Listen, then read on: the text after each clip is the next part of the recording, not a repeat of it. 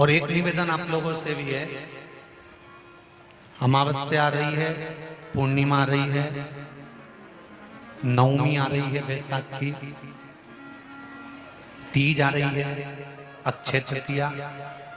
सत्तू का प्रयोग अवश्य करना, करोगे ना? उसका दान अवश्य करना। कोई आए उसको थोड़ा सा सत्तू अवश्य खिलाना। 3 चीजें होती हैं सत्तू में, गेहूं, चने की दाल, जौ, इनको गलाया जाता है।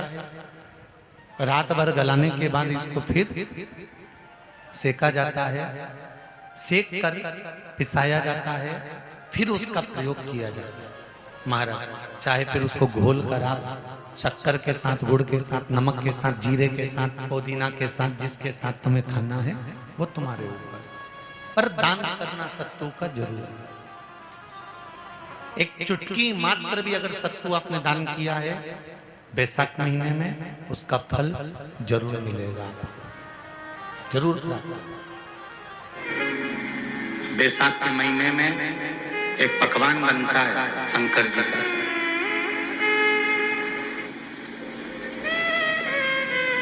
शिव जी के हाथ में त्रिशूल है, शिव जी के 3 नेत्र हैं, बेलपत्री में भी 3, बोलते जाओ, पत्ती है।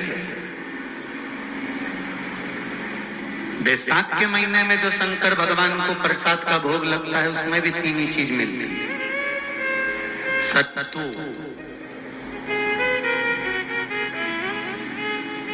कोई दूसरे महीने में बनता है? जम के तो बोलो नहीं। कब बनता है? यही बैसाख के महीने में।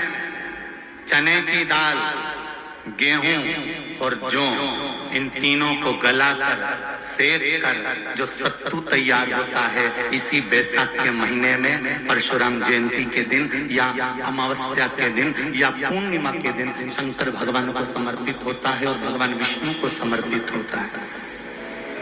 दुनिया के लोग कहते क्या होता है सत्तू से? सास अपनी बहू से कहती है बेटा सत्तू बना ले, थोड़ा सा सत्तू बाजार से ले आना, 10 रुपए का खरीद कर ले आना। आज सत्तू, आज अपन पूजन करेंगे सत्तू की, अक्षय तृतीया है, थोड़ा सा पूज देंगे, थोड़ा सा भगवान को भोग लगा देंगे, सत्तू का लड्डू बना लेंगे। बोलो री जी, सही है कि गलत है? बाजार में भी सत्तू मिलता है, तो बच्चे कहते हैं, बहुएं कहती हैं कौन खाएगा, काय को ला रहे हो, सत्तू का क्या काम है? और शिव महापुराण की कथा कहती है, स्कंद पुराण की कथा कहती है, जिस समय पर बैसाख के महीने की सुंदर अमावस्या का दिन था, उस दिन माता पार्वती शंकर भगवान के लिए जब पकवान बनाने के लिए बैठी, कुछ नहीं मिला, तब माता पार्वती ने 3 अनाज को लिया, एक चना, दूसरा गेहूं और तीसरा जो, इन तीनों को भींग रहे थे उसको लेकर आए गंगा जी में से, उसको सेक कर माता ने अंगीठी पर और उसका जो सत्तू बनाकर शिव को दिया। शंकर भगवान ने कह दिया, सुन पार्वती, ये सत्तू नहीं, ये मेरी औषधि है। बैसाख के महीने में जो खाएगा वो जिंदगी भर रोएगा नहीं, शरीर से स्वस्थ होगा। अब उसको लोगों ने हंसी खेल में ले लिया, सत्तू का क्या काम, मम्मी हम नहीं खाएंगे, बड़ा पूरा।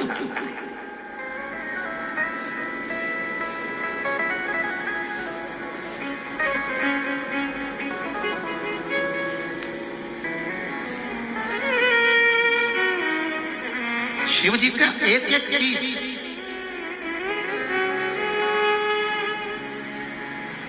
बैसाख के महीने में पियो बेल। बेल मतलब समझ गए? बेल का रस। बैसाख के महीने में पियो बेल और शरीर को रखो ऑलिव बेल।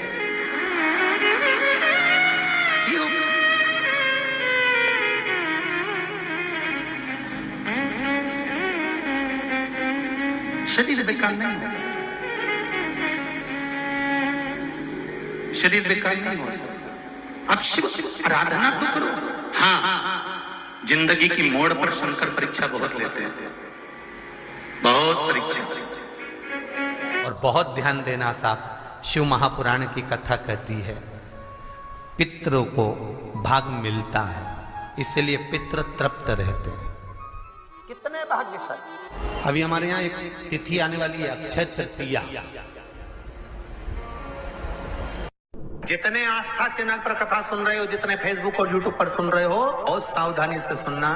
तो जिनकी यहाँ संपदा की कमी होती है, वैभव की कमी होती है, लक्ष्मी की कमी होती है, प्रतिष्ठा की कमी होती है, धन की कमी होती है, उसके लिए बहुत ध्यान से सुनना। ये प्रसंग आया नहीं पहले, आज अगर कुबेरेश्वर बाबा की पावन धरा पर यह प्रसंग निकला है तो उसको ध्यान से सुनिए। मेरी जीजियों, एक बात अपने जीवन में उतार कर रखना, कभी जिंदगी में अगर कभी ऐसा योग लगे, कभी तुम्हारे जीवन में कभी ऐसा लगे, ये उन लोगों के लिए है जो 1 रुपये कमाते हैं, सवाया खर्च होता है, घर में जिनके संपदा जुड़ती नहीं, बीमारियों में पैसा ज्यादा जाता हो, या कहीं ना कहीं तकलीफें अपनी जिंदगी में आती है, उसके लिए माघ के महीने में जो शंकर भगवान को प्रसाद का भोग लगता है उसमें भी 3 ही चीज मिलती है।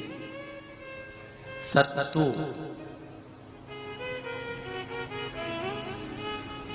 कोई दूसरे महीने में बनता है? जम के तो बोलो नहीं। कब बनता है? यही बैसाख के महीने में। चने की दाल, गेहूं और जौ, इन तीनों को गलाकर सेक कर जो सत्तू तैयार होता है, इसी बैसाख के महीने में परशुराम जयंती के दिन या अमावस्या के दिन या पूर्णिमा के दिन शंकर भगवान को समर्पित होता है और भगवान विष्णु को समर्पित होता है। दुनिया के लोग कहते क्या होता है सत्तू से? ये स्कंद पुराण की कथा कहती है, जिस समय पर बैसाख के महीने की सुंदर अमावस्या का दिन था, उस दिन माता पार्वती शंकर भगवान के लिए जब पकवान बनाने के लिए बैठी, कुछ नहीं मिला, तब माता पार्वती ने 3 अनाज को लिया, एक चना, दूसरा गेहूं और तीसरा जो, इन तीनों को भींग रहे थे, उसको लेकर आए गंगा जी में से, उसको सेक कर माता ने अंगीठी पर और उसका जो सत्तू बनाकर शिव को दिया। शंकर भगवान ने कह दिया, सुन पार्वती, ये सत्तू नहीं, ये मेरी औषधि है। बैसाख के महीने में जो खाएगा वो जिंदगी भर रोएगा नहीं, शरीर से स्वस्थ होगा। अब उसको लोगों ने हंसी खेल में ले लिया, सत्तू का क्या काम, मम्मी हम नहीं खाएंगे, बड़ा पूरा। शिव जी का एक एक चीज,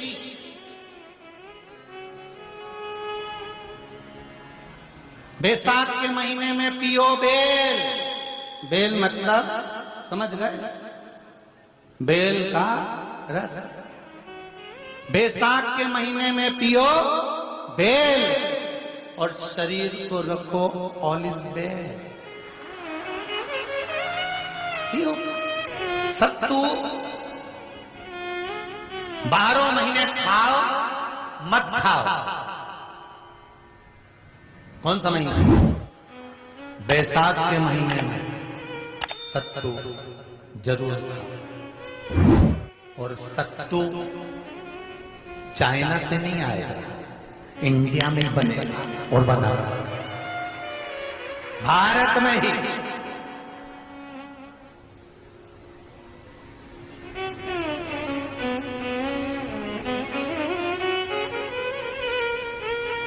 चलो आ जाओ गरुड़ पुराण में। मरने का 47वां दिन, जब मरेंगे तब गरुड़ पुराण बचेगी, पहले सुन लो। और जिसके पास में गरुड़ पुराण नहीं हो तो पंडित जी से मंगवा कर फिर पढ़ के देख लेना। मरने के 47वें दिन, 47 डेज, 47वें दिन किस चीज का दान तुम्हारे सामने आता है? के 47वें दिन, 10 दिन तक तो जीवात्मा घर की अटारी करे थी, मरने के बाद 12वें के दिन चली जाती है। उसके बाद में जब 47वां दिन आता है तो 47वें दिन जीवात्मा को क्या दान करा जाता है? व्यक्ति ने क्या पुण्य करा होता है कि उसको नरक नहीं भोगना पड़ता, बेतरनी नहीं भोगना पड़ती, और सीधे बेतरनी से पार हो जाता है। वो किस चीज का दान है? तो कहा शिव महापुराण में, गरुड़ पुराण में, कि वो सत्तू का दान है जो बैसाख महीने में करा जाता है। सत्तू का दान 3 चीजों से मिलकर बनता है। जौ, बोलते जा, गेहूं, चना, ये 3 चीज से मिलकर बनता है। इसमें जो बारीक बारीक कण होते हैं, जितने जितने 3 चीज के मिले हुए बारीक बारीक कण होते हैं, ये जब दान किया जाता है सत्तू का, तब ये बेतरनी तरने के लिए 47वें दिन इस जीवात्मा ने अगर सत्तू का दान करा होता है, या सत्तू का सेवन बैसाख के महीने में करा होता है, तो उसको बेतरनी नहीं भोगना पड़ती, डायरेक्ट सीधे रतलाम उज्जैन से डायरेक्ट। किस किस के यहां बनता है सत्तू?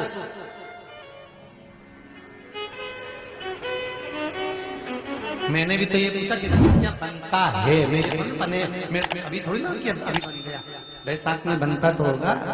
पहले गांव के लोग तीरथ करने जाते थे, गांव का लोग जब तीरथ करने जाता था, कोई सामान नहीं लिया, सत्तू बांधी पोटली में धरा यूं और पानी में घोलिया और नमक डालिया या शक्कर या गुड़ घोल के और पी के वही चले। आज के अब जब सैनिक युद्ध करने जाता है, थक जाता है, बहुत थकान हो जाती है, जब उससे देखा जाता है तो सैनिक का जो कमांडर होता है वो सत्तू मंगवाता है और गिलास में घोल घोल कर पूरी सेना को पिलवाकर फिर युद्ध में उतार देता है। फिर युद्ध में साधारण नहीं है महाराज।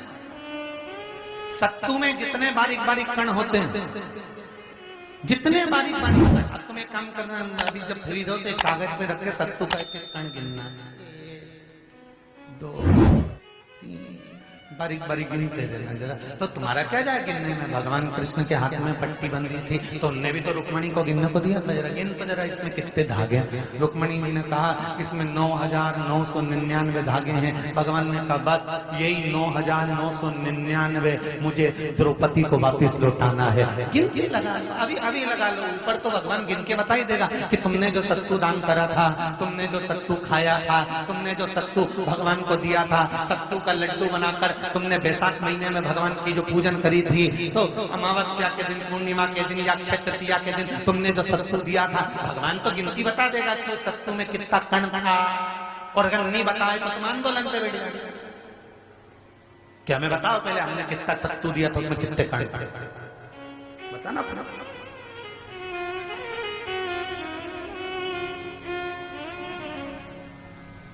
एक शिव की आराधना में, चांगुना में 1 लोटा जल भरा, उसमें थोड़ा सा चंदन डालकर बेलपत्री के वृक्ष के नीचे ले जाकर डाल देती, थोड़ा सा जल बचाकर शिव जी को डाल देती। शंकर भगवान ने एक दिन चांगुना के सामने मन में विचार प्रकट करा और पार्वती जी से कहा, पार्वती एक बात समझ में नहीं आती, आधा जल ये बेलपत्री को देती है, आधा जल मुझे देती है, जब आधा जल मुझे देती है तो मुझे बड़ा गुस्सा आता है। भगवान ने कहा ये आधा जल कहां ढोल के आती है? पार्वती जी ने कहा उसके संतान नहीं है, इसलिए वो बेलपत्री की भी आराधना करती है और